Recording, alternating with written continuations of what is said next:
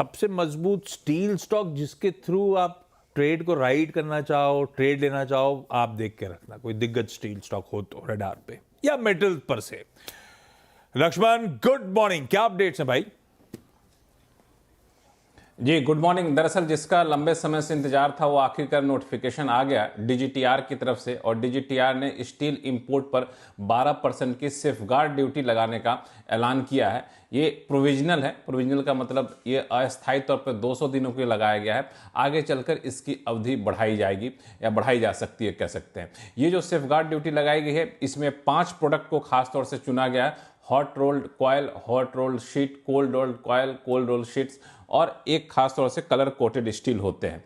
और इस 5 तरह के प्रोडक्ट पर सबके प्रोडक्ट के अलग अलग प्राइस दिए गए हैं, जो $675 से लेकर के $964 प्रति टन तक है। इस प्राइस से ऊपर जैसे ही इंपोर्ट होगा 12% ड्यूटी उस पर लग जाएगी। और इसके पीछे सबसे बड़ी वजह यह थी कि दरअसल अमेरिका ने जिस तरीके से अपने यहाँ इंपोर्ट ड्यूटी लगाई, उसके बाद ईयू ने लगाई, उसके बाद ब्रिटेन ने लगाई, तो पूरा सप्लाई चेन डाइवर्जन होने लगा। और डाइवर्जन होकर भारत में काफ़ी ज़्यादा डंपिंग हो रही थी। डंपिंग इतनी कम कीमत पर हो रही थी, घरेलू इंडस्ट्री को नुकसान हो रहा था। तो घरेलू इंडस्ट्री में इंडियन स्टील एसोसिएशन, जिसमें Jindal steel and power, JSW steel, steel authority of India, इन सब ने डीजीटीआर से मांग की थी ड्यूटी लगाने की, और उनकी मांग की समीक्षा के बाद ये नोटिफिकेशन डीजीटीआर की तरफ से लागू किया गया है, जारी किया गया। बता दूं अभी ड्यूटी लगी नहीं है। डीजीटीआर के इस नोटिफिकेशन के आधार पर फाइनेंस मिनिस्ट्री एक अंतिम नोटिफिकेशन जारी करेगी। जिस दिन जारी करेगी उस दिन से ड्यूटी लग जाएगी। ठीक बात। लेकिन बढ़िया खबर आती हुई इस स्पेस के लिए, और इस पे ब्रोकरेज रिपोर्ट्स भी आ गई हैं। श्रेया, क्या अपडेट्स हैं? जी good morning everyone. Brokerage reports आई है स्पेस को लेकर।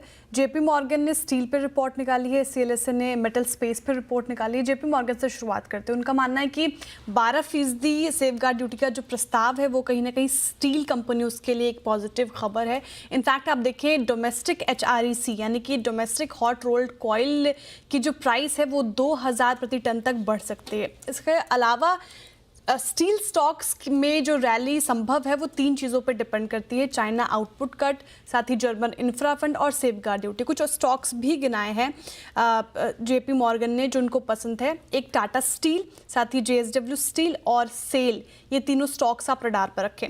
सीएलएसए ने भी मेटल स्पेस पर अपनी रिपोर्ट जारी की। उनका मानना है कि मल्टीपल कैटलिस्ट दिख रहे हैं उनको, और पिछले कुछ महीने में अगर आप देखें तो मेटल स्पेस में अच्छी खासी तेज़ी आई हुई है। इसकी डिमांड में भी हमें सुधार देखने को मिला है।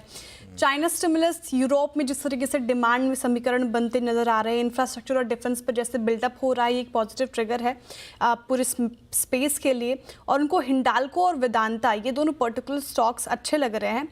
रिस्क थोड़ा दिखता है उनको यूएस में, जिस तरीके से रिसेशन या मंदी कहें आप, वो जिस तरीके से उभरता हुआ नजर आ रहा है, तो वहाँ पे डिमांड में कमजोरी आ सकती है।